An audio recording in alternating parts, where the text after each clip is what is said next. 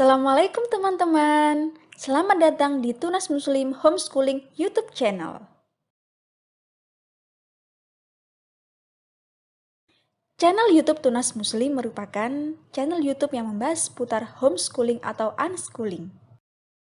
Bagaimana bisa mendidik anak menjadi solih-solihah sesuai dengan Al-Quran dan Sunnah. Serta dapat memfasilitasi agar anak dapat mengenal banyak bidang sejak dini, sehingga kelak mereka dapat mempunyai banyak gambaran. Ingin menjadi ahli di bidang apa sesuai dengan bakat dan minat mereka. Support channel YouTube Tunas Muslim dengan cara subscribe, like, dan share, agar kami semangat membuat video bermanfaat lainnya. Nah, sekarang tidak berpanjang lebar, kita kasih kesempatannya saja langsung kepada Bunda Cici ya. Ayah Bunda dan adik-adik semuanya, silahkan Bunda Cici dimulai. Oke, Assalamualaikum warahmatullahi wabarakatuh. Selamat pagi semuanya. Oke, langsung ke materi ya Bunda. Ya, nanti sambil ngobrol-ngobrolnya sambil di materi aja. Ya, baik. Oke, tapi sebenarnya hari ini aku mau sharing-sharing ya, jadi kita sharing santai, nanti kalau memang ada kesempatan waktu kita Zoom dengan pertanyaan-pertanyaan yang mungkin ayah bunda dan adik-adik sudah catat hari ini, mungkin seperti itu ya, jadi boleh nanti kita ada next meeting kalau memang mau. Oke.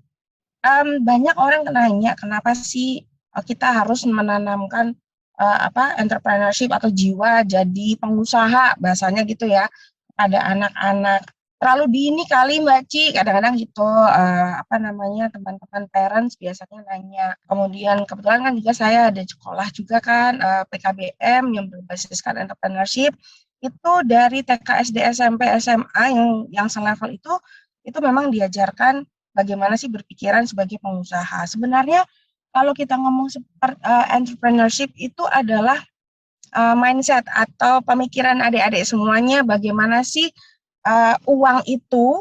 Jadi ada dari basic kan kalau kita ngomong soal usaha pasti arahannya ke uang gitu ya. Awalnya begitu ya. Berarti nanti ada kerjaan gitu kan. Nah, adik-adik nanti kita akan tahu bagaimana sih cara kita memandang sebuah atau sereceh uang gitu. Itu awalan dari entrepreneurship. Dari situ nanti kita belajar banyak hal seperti etika, nanti kebiasaannya adik-adik di rumah, nanti kita bahas itu ya. Oke, next. Hari ini beneran adik-adik boleh nyalakan semua kamera biar aku juga bisa ngeliat ya. Bisa melihat wajah cerah pagi ini. Kemudian wajib tersenyum karena kalau misalnya kita belajar sesuatu itu kalau tersenyum itu jadinya otaknya lebih refresh dan kita lebih have fun ya. Dan kalau ada apa-apa silakan langsung tanya di kolom chat, pasti nanti teman-teman dari panitia ataupun dari timnya Mbak Ati ya Mbak ya akan membacakan pertanyaan-pertanyaan itu. Apa sih entrepreneur? Happening banget sih, kok ngetren banget ya gitu kan ya. Akan ada anak-anak yang sudah mulai jadi entrepreneur muda, entrepreneur cilik gitu ya. Ada bukunya juga gitu kan. Apa sih sebenarnya entrepreneur? Kalau di luar negeri, kalau di kita lebih dikenalnya entrepreneur gitu. Padahal kalau leveling atau cara mentionnya entrepreneur. Sebenarnya apa sih itu? Entrepreneur itu sama dengan orang yang memiliki kreativitas dan kreativitasnya itu dibentuk menjadi sesuatu yang efektif dan bermanfaat.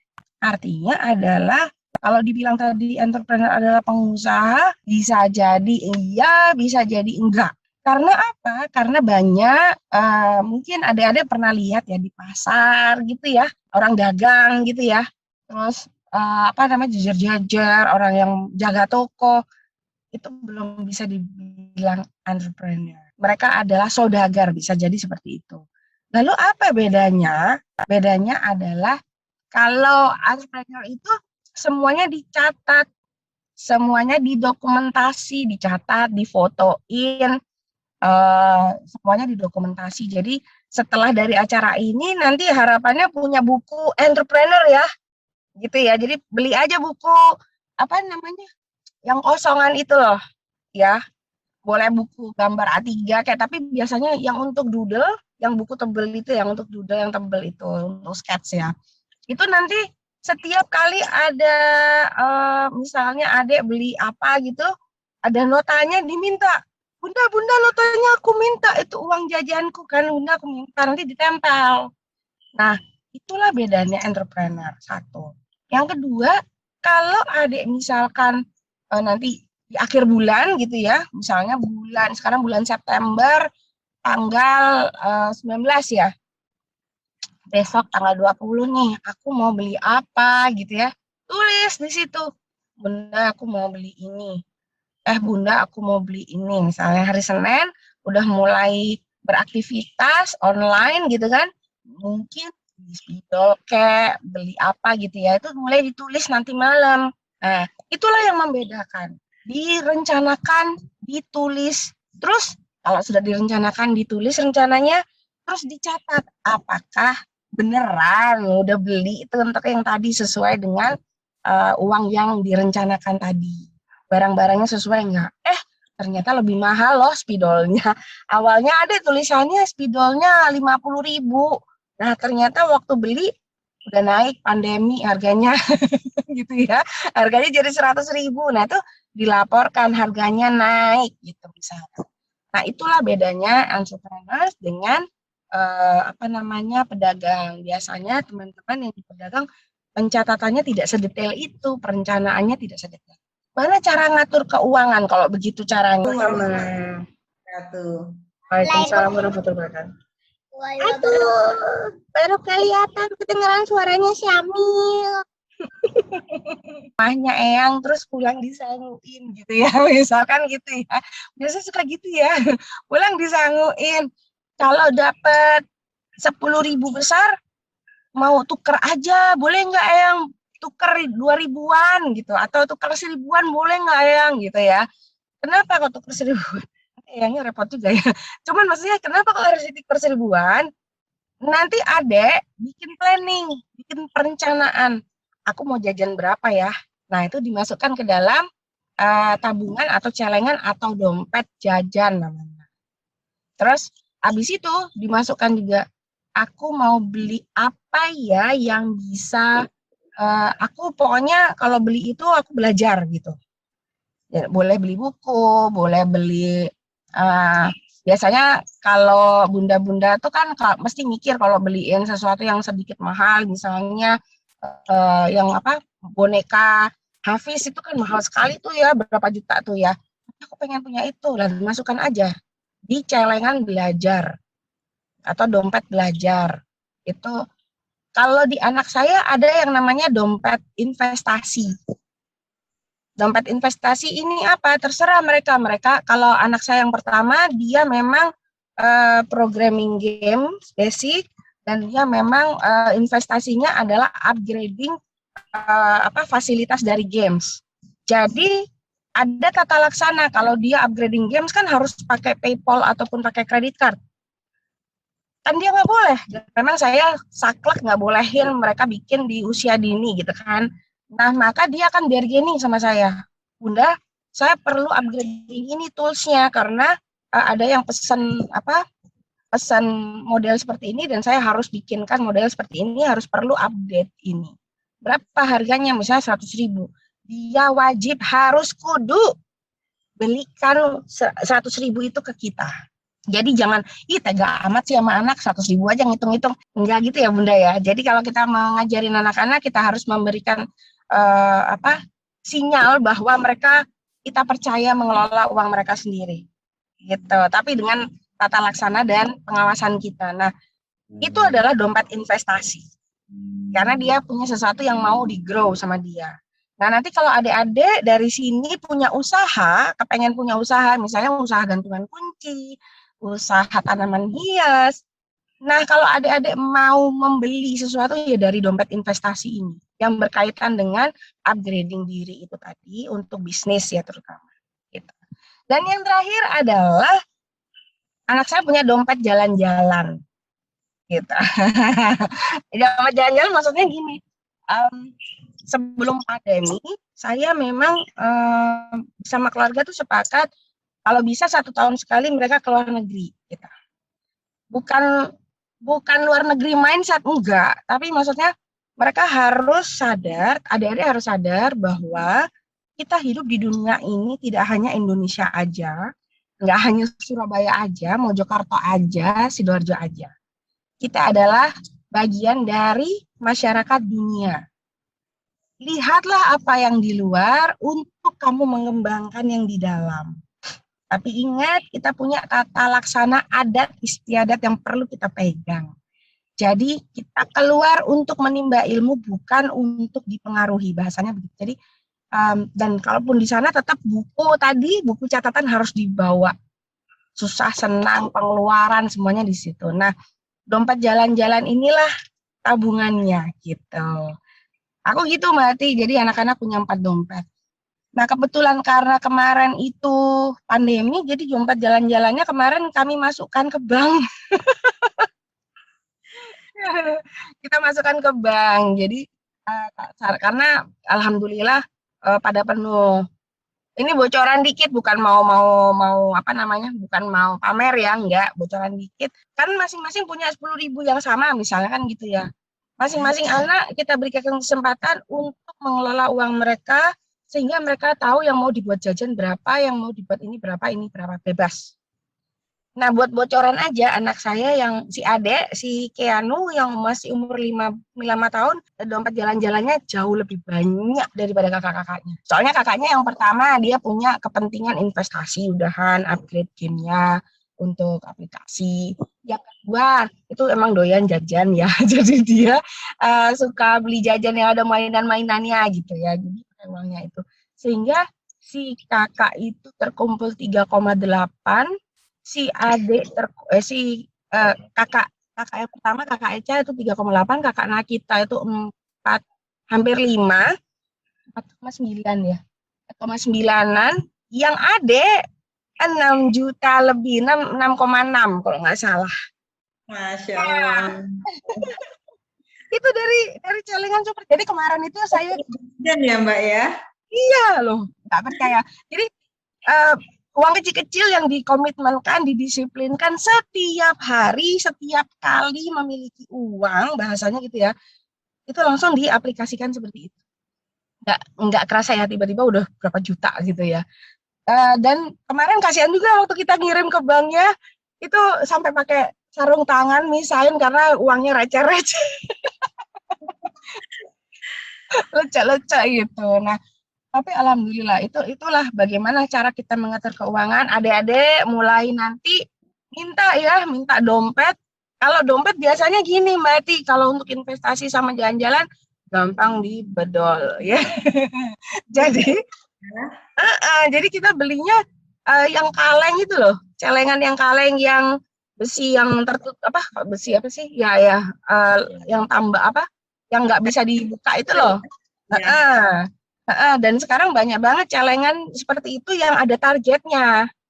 Oke. 10.000, 5.000, targetmu misalnya 2 juta, itu ada hari pertama harus nabung berapa, 2 berapa gitu. Sekarang banyak. Itu cara memulainya gitu.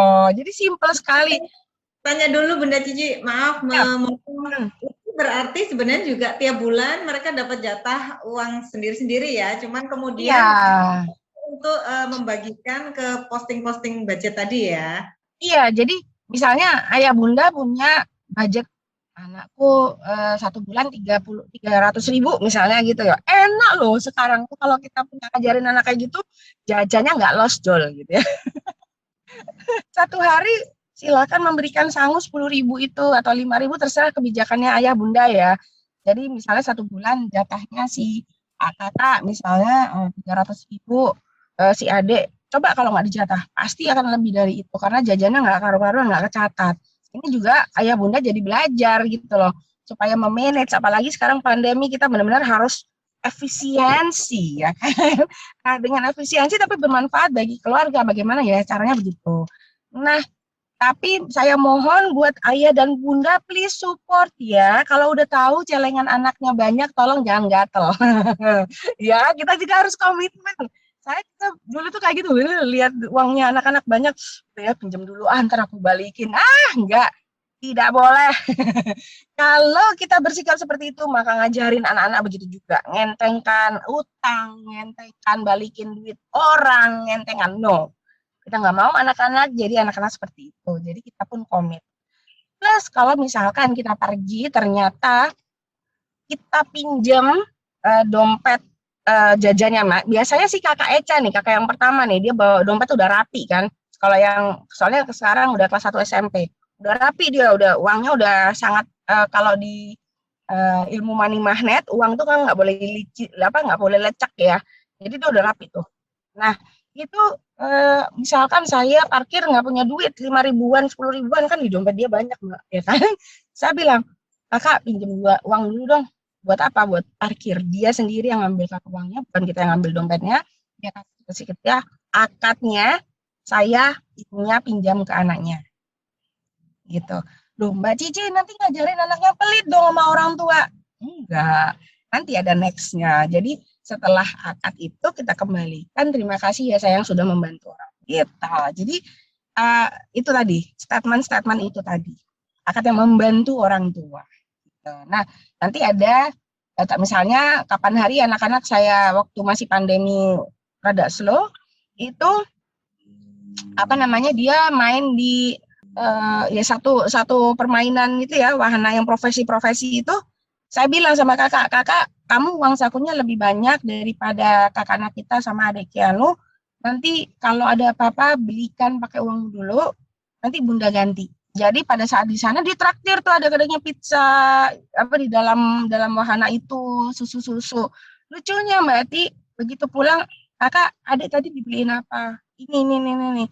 Hutang bunda berapa untuk adik? Enggak usah.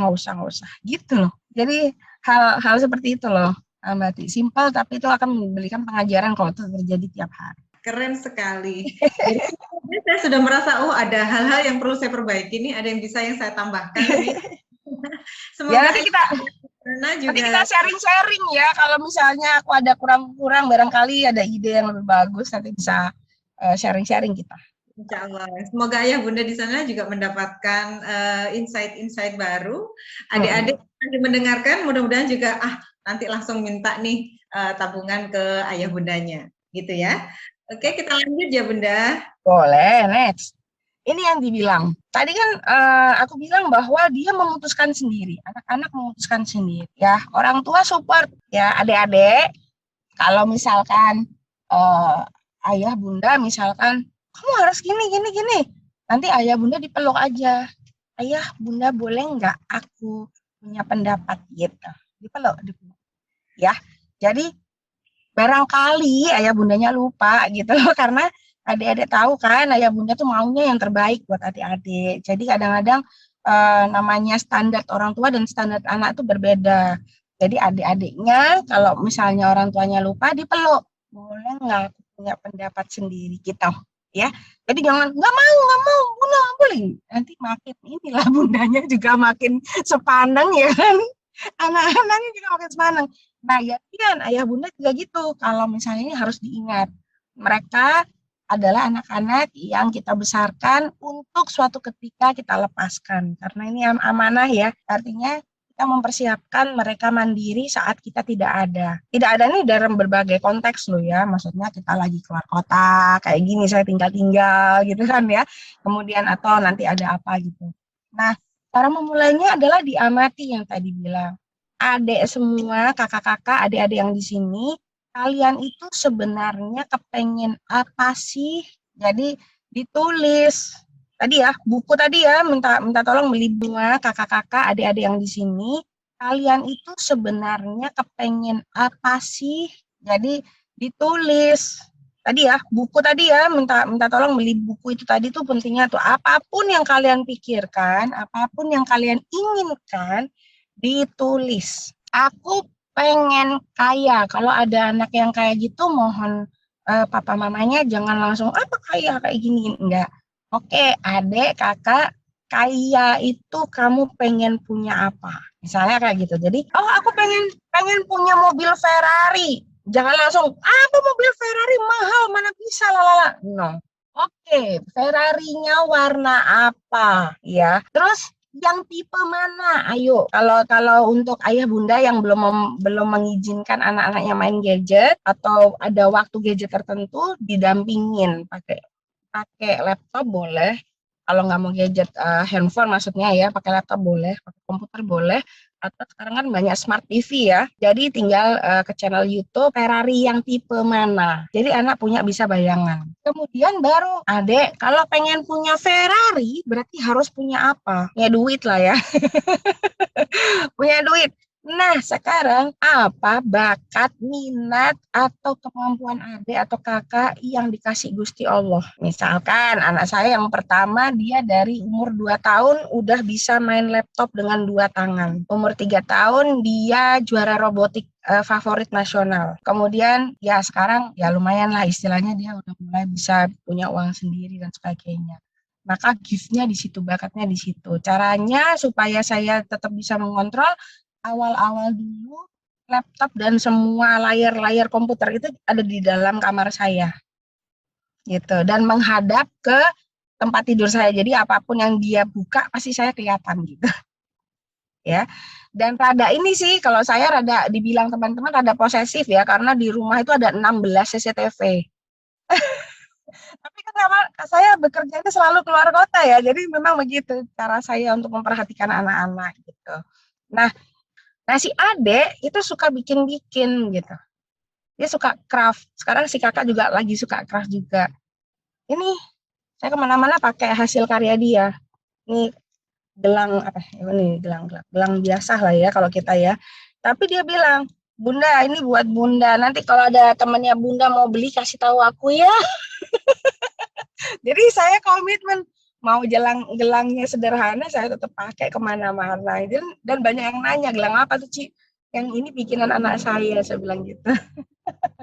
Nah, setelah itu baru dilihat mana sih yang bisa menghasilkan. Ingat, kita mengajari adik-adik kita, orang ayah bunda adalah membiasakan adik-adik, maka jangan goals-nya harus punya omset sekian.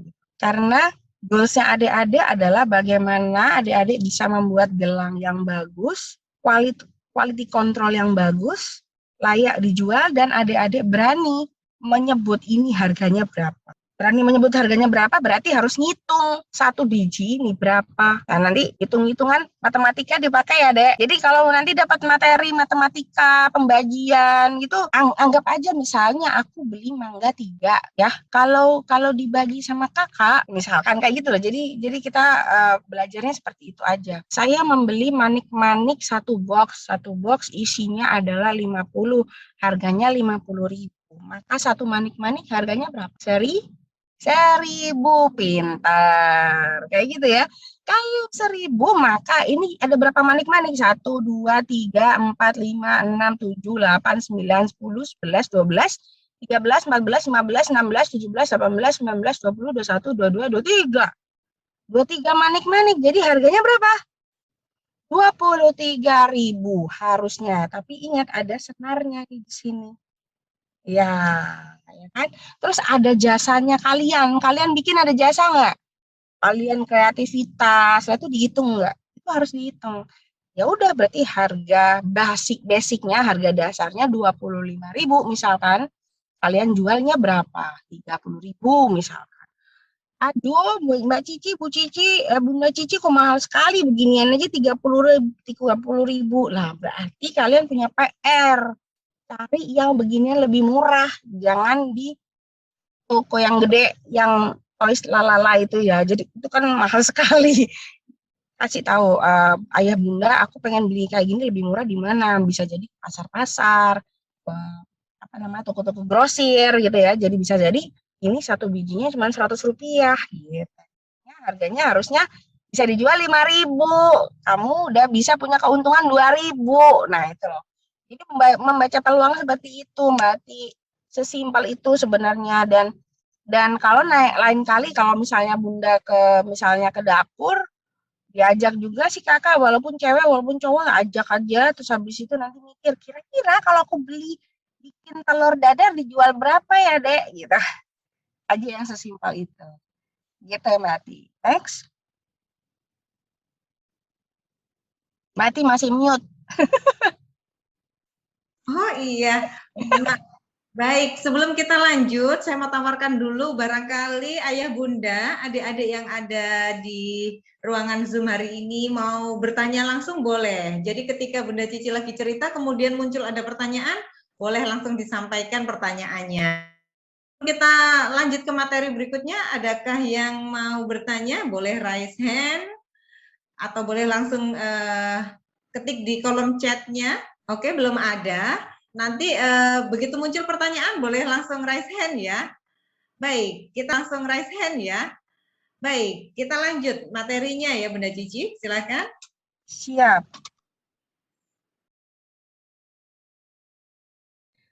Oke.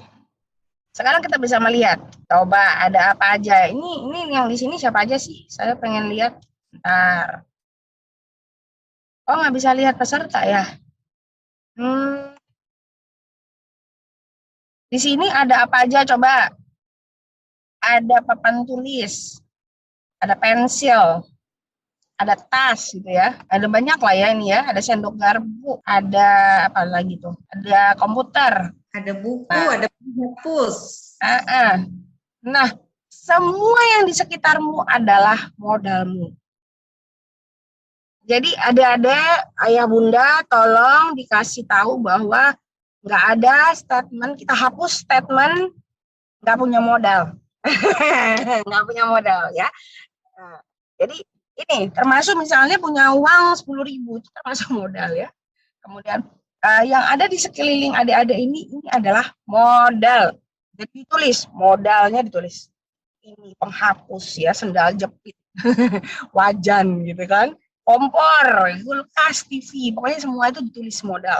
Next, dari modal yang tadi teman adik-adik, detail tiap-tiap modal yang kalian punya tadi, gunting, kuku, kayak apa ya tadi itu ditulis fungsinya apa, seberapa besar fungsinya. Contoh misalkan punya wajan, kan macam-macam tuh ukurannya tuh, itu kan juga dihitung modal.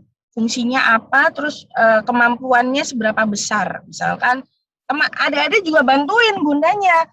Bunda itu wajannya ukuran berapa sih? Aku yakin bunda nggak ada yang ukur wajan tuh, gitu ya. Jadi taunya teflon atau wajan itu ya udah itu untuk ini gitu ya. Kadang makanya segala untuk numis cabai juga iya gitu kan. Untuk bikin telur juga iya. Nah itu ditulis kegunaannya biasanya untuk apa. Terus dicari tantangannya. Tantangannya artinya kalau di sini adalah kekurangan. Kalau saya lebih menyebut tantangan ya. Tantangan kan berarti ada jalan keluar gitu ya. Oh iya, kalau kekurangan berarti diterima. Kalau tantangan harus ada jalan keluar. Jadi biasakan adik-adik kalau ada kekurangan itu tulislah tantangan sehingga nanti ada jalan keluarnya. Harus cari jalan keluarnya. Nah, misalkan teflonnya kekecilan, ya tantangannya apa? Oh ya nanti bikinnya telur mini aja gitu. Atau kita bikin telur yang disambung-sambung ya, banyak ya di YouTube sekarang ya bikin roll egg apa yang disambung-sambung, habis itu dibulerin lagi, habis itu disambung lagi gitu kan ya. Nah dari ide modal yang adik-adik punya, ayah bunda punya, cari ciptakan sesuatu yang baru ini bukan harus yang original, enggak ada yang original, semuanya nyontoh gitu ya. Semuanya tinggal nyontoh. Di YouTube ada, atau mungkin ayah bunda sebelum misalkan punya kebijakan adik-adik belum bisa main gadget, diprintkan aja, diprintkan ataupun dikasih tahu, dicatat gitu ya, ditulis tangan bareng-bareng, ini loh dek caranya begini. Nah kalau sudah bikinlah sesuatu yang baru, nanti kalau ada masalah, ada tantangan, kita selesaikan bersama gitu. Jadi alhamdulillah anak saya yang nomor 1 tadi tuh udah saya kasih bahan baku aja, dia mau masak apa aja terserah, mau pakai kompor, mau pakai microwave, mau pakai oven, sudah diajarin. Jadi saya nggak khawatir gitu. Kalau yang kakak anak kita untuk masak masih kita pakai microwave doang, masih aman. Kalau yang untuk kompor masih kita masih kita awasin ya. Kalau adek kayak anu belum boleh 5 tahun. Kasih pesan ke kakak-kakaknya gitu. Jadi kakaknya yang bikin. Nah, karena mereka tahu ada modal seperti itu, mereka akan berkreasi. Lucu deh Mati, kadang-kadang bikin ini apa? Kamu bikin apa kak? Gak tahu bikin apa nih? Apa campur-campur gitu. Kemarin tuh bikin popcorn karamel sendiri gitu dia. tuh bunda kalau ini rasanya lebih lengket, yang ini lebih lemes, yang ini garing, yang ini pas misalnya, ya udah pakai itu, mana resepmu itu dicatat gitu. Jadi mereka sendiri. Terus kadang-kadang bikin mie instan dicampur-campur ya, ada ini tabasco lah apa, gak enak jadinya. Terus aku bilang gak enak, nggak enak, tetap resikonya kamu harus makan. Itu hasta karyamu gitu. Jadi dia ya makan dengan sangat terpaksa, tapi habis itu nggak habis, ya udah lah mau gimana, nggak enak ya gitu. Saya coba juga nggak enak sih. Cuman aku nggak judging gitu, ya udahlah biarin aja gitu. Ini mungkin karena next ini yang aku bilang, ini juga modal. Nah, tadi kan modal barang-barang yang ada di sekitarmu nih.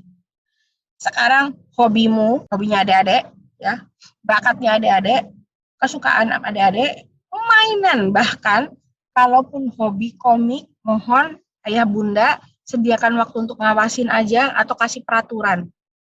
Biarkan mereka explore. Ya, we never know, ternyata mereka suka gambar atau bikin cerita naratif dan itu dari komik mereka gitu loh. Jadi kita aja yang nyaring ya itu komiknya layak enggak kayak gitu. Jadi dan tolong dibukanya jangan cuman covernya doang, dibuka beneran. Jadi tahu itu isinya tentang apa gitu. Kalau bisa baca bareng gitu ya. Gak apa-apa, tapi ya kembali lagi kebijakan ayah bunda sekalian ya, karena masing-masing keluarga punya kebijakan masing-masing. Nah, ada juga kalau saya memang teknologi itu adalah utama. Jadi kalau buat anak-anak kita sama adik Kianu, gadget day itu di hari handphone ya, hari handphone itu cuma hari Sabtu sama Minggu. Kalau hari biasa pakai laptop gitu, karena ada aplikasi aplikasi-aplikasi yang mereka mainkan atau yang mereka pelajarin itu pakainya laptop, jadi nggak pakai handphone gitu ya. Nah, itu masuk ke dalam hobi, bakat, kesukaan, mainan yang disukain gitu. Nah, itu semua juga modal gitu ya. Sama kayak tadi ya, kalau tadi kan teflon jadinya telur, habis itu nanti dihitung harga bahan bakunya berapa, dijualnya kira-kira berapa gitu kan ya.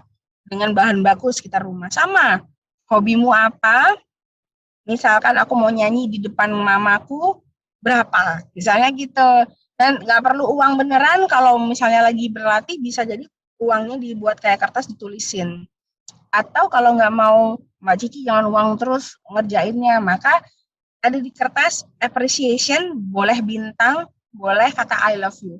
Jadi kalau kakak Nakita itu anaknya ini sensitif ya.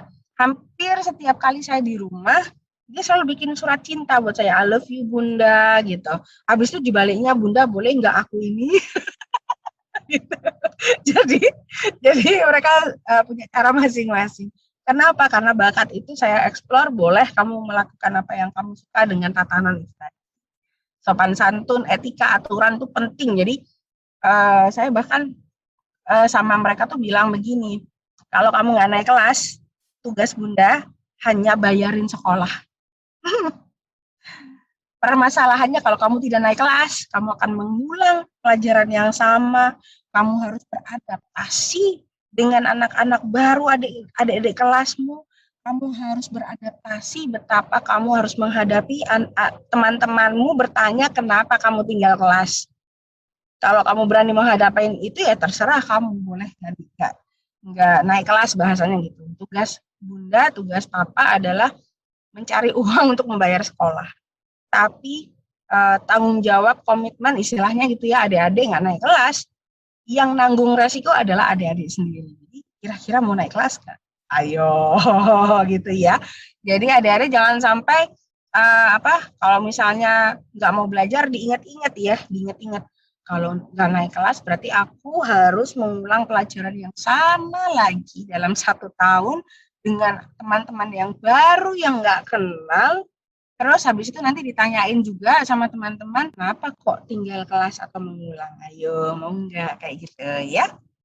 Jadi jadi adik-adik harus tahu resiko adik-adik yang akan adik-adik dapatkan kalau ada sesuatu. Jadi kalau dengan begitu bakat-bakat itu bisa jadi ditambahin juga mati. Jadi kalau misalnya ada bakat ini ya, terus habis itu, oh masih kurang ini misalkan, tambahin aja.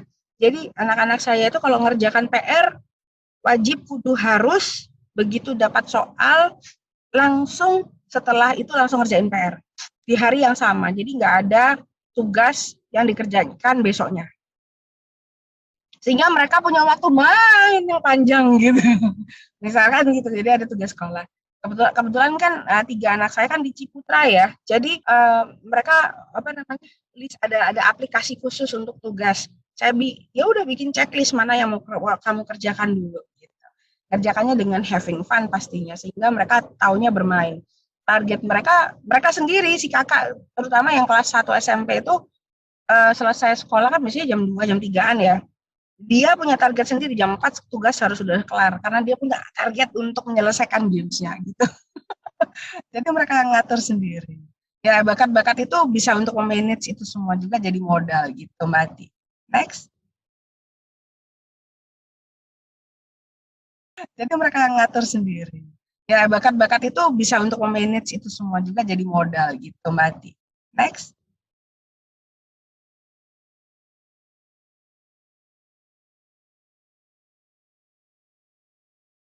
Nah, ini yang dibilang soal peluang. Penyesuaian teknologi ini masuk di dalamnya. Kembali lagi setiap keluarga memiliki kebijakan masing-masing ya. Jadi kalau ini adalah yang kami berlakukan di rumah dan beberapa yang kami ajarkan. Teknologi adalah alat yang wajib manusia kuasai. Kalau kami ya, bukan sebaliknya, bukan kita yang dikuasai teknologi ya. Sehingga ketika mereka punya pasar kayak si kakak yang saya pakai contoh kakak soalnya kakak yang udah melakukan ya. Jadi dia tahu pendekatannya seperti apa, dia tahu peminatannya seperti apa. Jadi dia tahu cara membuatnya. Bahkan saya dikasih tutorial untuk bikin follower YouTube saya lebih banyak. Katanya YouTube saya itu kurang bermanfaat. Nggak ngasih tips dan tidak menarik gitu. Nah, maka dia ini dijadikan bahan-bahan bagi mereka untuk mendekati peluang itu. Jadi tahu. Tuh, terus kalau kakak kebetulan dia nggak mau saya tahu ID-nya apa ya, tapi dia bilang kalau akunku itu pendekatannya adalah mereka yang kepengen tahu cara bikin tools games dan main games yang bagus, dia bilang. Jadi terus target pembelimu siapa atau yang nonton siapa kalau bahasanya gitu ya? Yang nonton YouTube-nya adik-adik siapa? Oh ini anak kalau si kakak ya udah mereka umurnya kadang-kadang udah yang dewasa bunda, mereka main game aja gitu. Oh terus ada yang orang Indonesia nggak? Dikit sih, rata-rata tuh orang Eropa, orang Amerika, ada sih yang Asia tapi dikit. Oh berarti kan kita tahu ya dia mainnya tuh di range daerah mana gitu ya. Kalau kita, nah itu adalah cara kita untuk beradaptasi dengan mendekati anak dengan teknologi. Kitanya juga harus belajar googling lah paling nggak bunda ayah gitu ya, googling ini maksudnya apa gitu. Nah kalau si adik Keanu dia masih aku pokoknya pengen main, aku pengen dieditin sama bunda, di videoin, dieditin, upload, pokoknya upload, dia bilang gitu. Ya udah, berarti targetnya apa? Targetnya dia mau ngelihat dirinya sendiri. Jadi dia mau leverage development atau mengembangkan diri di depan kamera. Ya udah bilang nggak apa-apa.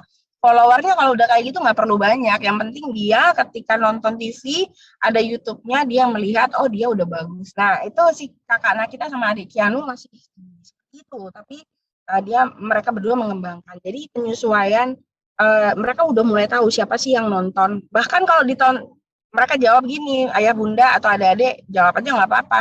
Yang nonton adalah aku sendiri, yang nggak apa-apa gitu. Maka harus tahu target pembelinya tuh diganti istilahnya gini, targetnya apa bikin itu ya. Jadi tadi apakah kayak beli mainan apa terus habis itu membuka gitu ya, biasanya kan gitu ya, membuka terus habis itu ini fungsinya ini loh, ini fungsinya ini loh, ini fungsinya ini, bisa belinya di sini harganya segini, kalau kamu nabung 1 hari harus segini. Jadi itu ada pendekatan permintaan orang kalau kepengen anak-anak kalau pengen mainan maka ada nabungnya. Jadi semua yang tadi dibilang ada pendekatan permintaan, apakah itu dibutuhkan apa enggak, yang beli siapa, itu harus mulai dikenalkan. Nah, untuk penyesuaian teknologi kembali lagi kepada kebijakan ayah bunda sekalian gitu. Harapan saya sih anak-anak tetap didampingin ya dalam berteknologi karena sekarang udah 5.0, bukan 4.0 lagi loh ya mudah. 4.0 kan cuman teknologi ya, jadi apa namanya pengembangan teknologi ya. Sekarang 5.0 adalah masyarakat yang menguasai teknologi. Masyarakat yang menguasai teknologi itulah yang masyarakat yang akan menguasai peluang di seluruh dunia, gitu. Karena mau nggak mau kita ada perubahan ini ya, penggunaan teknologi dalam kehidupan. Apalagi sekarang pandemi, udah kelihatan jelas banget teknologi berperan banget di sini. Kalau nggak bisa teknologi, gitu ya. Oke, next. Nah, pasti ini yang ditunggu ya. Cara ngatur duit, cara ngatur uang. Yang paling utama sekarang adalah cara ngatur duit, cara ngatur uang. Yang paling utama sekarang adalah bagaimana kita memandang tentang uang. Kalau anak-anak, adik-adik pegang uang, pastikan bersih memang. Jadi karena apalagi sekarang lagi COVID ya adik-adik ya. Jadi kalau pegang uang, terutama uangnya dari pasar, dari toko, dari apa, jangan lupa disemprot dulu ya, di tangan segala macam. Tapi ayah bunda tolong dibantu untuk stop bilang uang itu kotor. Ya, stop kalimat itu. Jangan, uang itu kotor misalkan. Anak kecil kok pegang uang gitu. Jangan ya. Jadi itu dihapus, diganti. Oke, kamu mau pegang uang berapa? Adik, kakak yang hadir di sini sebenarnya satu hari pengen pegang uang berapa? Kalau umpama ada yang langsung jawab, satu hari aku pengen uang 1 juta. Ya jangan langsung di komentar. Jangan gitu. 1 juta. Beneran deh pengen punya uang satu hari 1 juta. Oke, tulis. Nah sekarang ayah bunda punya uang berapa? Yang buat adik-adik. Ya, ibu membagikan uang 100.000 untuk 5 hari. Next berarti. Nah, ada kebutuhan, ada menabung, ada lain-lain. Nah, yang lain-lain ini, yang tadi saya bilang, ada 2 dompet, ya. Jadi totalnya ada 4 tadi ya. Itu kebutuhan kalau anak-anak mah jajan ya. Atau mau apa gitu kan, ada yang investasi terserah. Jadi ada 4 dompet. Ini masukan beramal kalau kalau ayah bunda mau ngajarin mungkin ada 5 dompet tambahan. Jadi kembali lagi ini kebijakan dari orang tua masing-masing. Tadi tuh saya kasih contoh 4 dompet yang kami berlakukan gitu ya. Nah dari 100.000 ini dibaginya berapa ya tadi celengan satu. Nah usahakan itu tercetus sendiri dari anaknya. Dari adik sama kakak sekarang yang hadir di sini bilang sama ayah sama bunda berapa uang yang mau dipegang satu hari. Tapi ayah sama bunda juga ngasih tahu batasannya ke kakak sama adik. Adik sama kakak juga nanya juga, ayah sama bunda aku boleh pegang satu hari berapa? Uangnya berapa? 10.000 kayak 5.000 kayak gitu ya. Kalau ini 100.000 5 hari berarti 20.000 per hari. Nah, kakak sama adik yang sekarang ada di sini mulai dicatat tadi pakai buku yang tadi pertama awal ya. Berapa yang mau di per hari itu tadi. Yang berapa yang mau dicalengin, berapa yang taruh di dompet yang bisa gue jajan gitu ya. Untuk ke supermarket depan itu loh. Gitu ya. Jadi ditabung. Jadi kalau misalnya mau beli susu kaleng itu nggak cukup duitnya 1.000 mah gitu kan, jadi harus nabung berapa hari tuh gitu. Adik sama kakak sekarang tahu caranya beli sendiri gitu ya, dengan uang sendiri gitu ya. Next. Nah ini contoh tapi ada juga yang gambar, jadi tulis alat tulis tuh ada yang gambar digunting tulisin uangnya berapa kayak gitu. Ini contoh 2019 terakhir kemarin sebelum pandemi Kakak Eca saya kirim ke Singapura 2 hari sendirian. 2 minggu sendirian. Gitu. Maksudnya ya sama and the gang lah ya. Tapi maksud saya enggak ikut sama sekali. Maka saya kasih dia sekian dolar Singapura gitu ya. Saya minta tolong begitu pulang harus ada catatan. Catatan pengeluaran uangmu ini buat apa aja, dan dia kirimkan ke saya. Update-annya selama 2 minggu itu. Ditulis, beli ini, Masa Bunda aku mau beli es krim aja ditulis tulis. Jadi Bunda tahu. Terutama kalau ada yang membutuhkan lebih dari 20 dolar Singapura, kamu harus tulis alasannya apa kamu beli itu. Gitu. Jadi untuk kita perjanjian dalam nominal tertentu harus ada reason yang kuat kenapa beli itu. Dan tahu nggak sih Bunda, ada satu jumlah yang cukup besar yang dia nggak tulis. Cuman ditulis I love you gitu. Ternyata dia belikan kalung buat saya. So sweet, cowok-cowok ya beliin kalung gitu. Ya gitu. Nah, jadi ditulis sedetail itu ada ya. Ini ada contohnya. Ini tadi Bunda Cici udah ngasih contoh seperti ini. Tapi boleh ada yang mau hias-hias bunga-bunga, mobil-mobilan terserah. Atau minta bantuan ayah Bunda untuk bikin tabelnya. Terus ada yang ngisi sendiri. Gitu. Nah, ini contohnya. Ini contoh. Usaha untuk anak nih contoh, bikin gantungan kunci, bikin craft, bikin masakan, ya pensil ini, nah gini gelang-gelang gitu ya. Atau nyoba bikin sabun cuci dengan wangi yang beda-beda, misalnya kayak gitu ya. Ini contoh. Nah nanti kalau udah bikin di rumah silahkan pilih bikin apa. Jangan lupa dicatat bahannya itu berapa, maunya dijual berapa. Harusnya untung ya. Untung itu adalah selisih dari harga jumlah bahan dengan harga yang nanti ada dia mau jual. Itu adalah kalau di bahasa bisnis entrepreneurnya adalah net profit atau laba bersih. Atau kalau bahasanya ada mungkin untungnya berapa. Gitu ya. Tapi jangan lupa di dalam keuntungan itu tidak hanya bahan baku, tapi capeknya adik-adik itu dinilai berapa. Misalkan adik-adik udah masak seharian, berapa ya ongkosku masak ya? Aku ongkosku 5.000.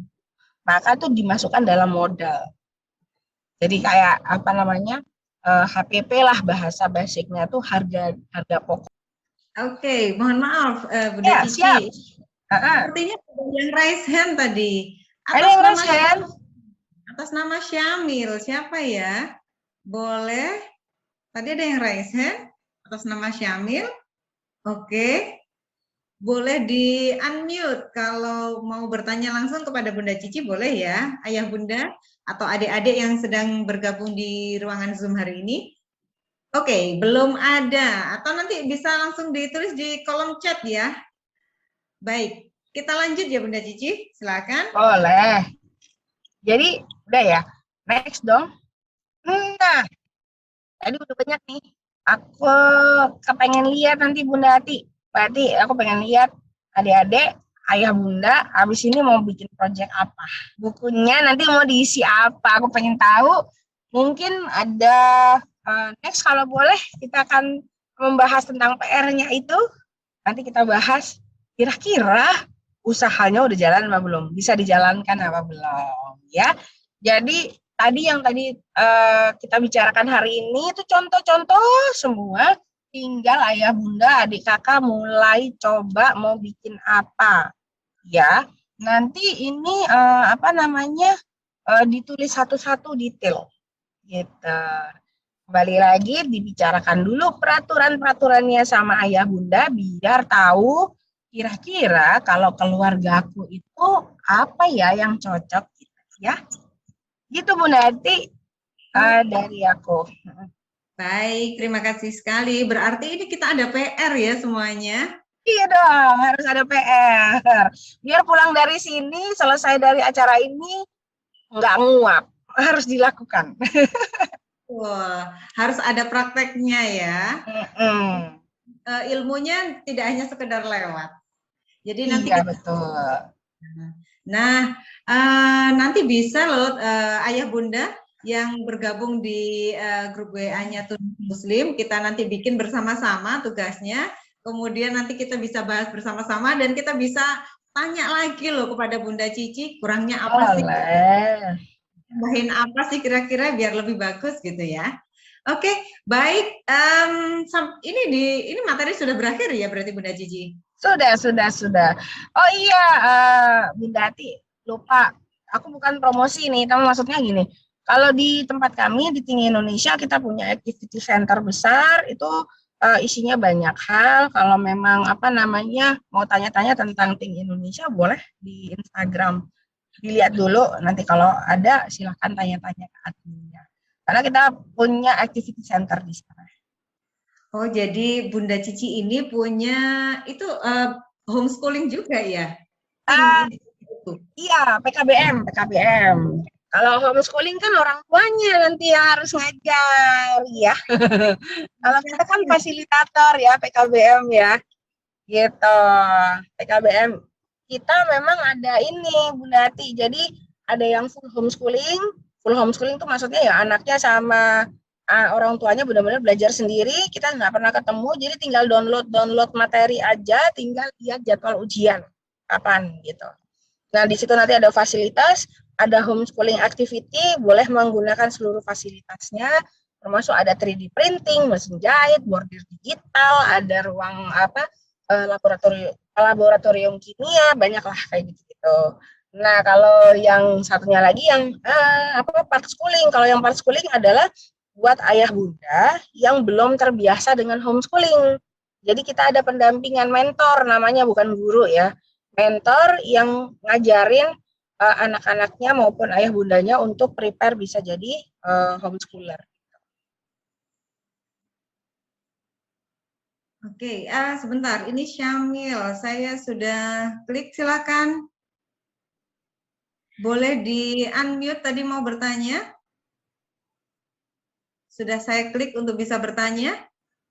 Yang atas nama Syamil. Atau ada yang lain yang mau bertanya? Silakan, Ayah Bunda.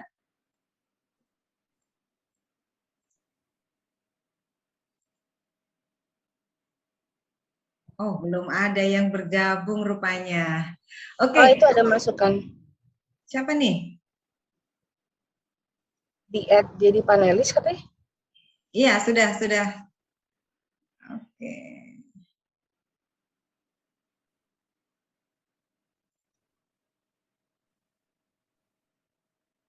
Tapi belum bisa ini, enggak aktif beliaunya.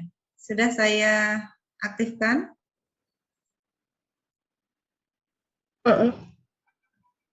Belum bertanya.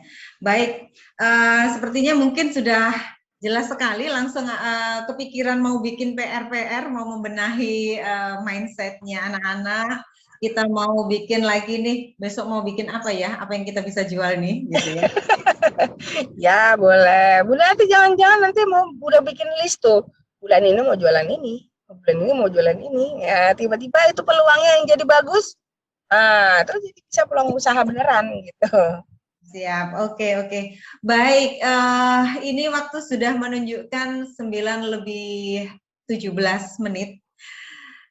Ini tadi luar biasa ilmu yang mungkin ada beberapa ayah bunda yang sudah menjalankan cara yang dengan Bunda Cici, tetapi mungkin akan pastinya nemu insight-insight baru, ada tambahan-tambahan yang bisa kita praktekkan nanti bersama-sama.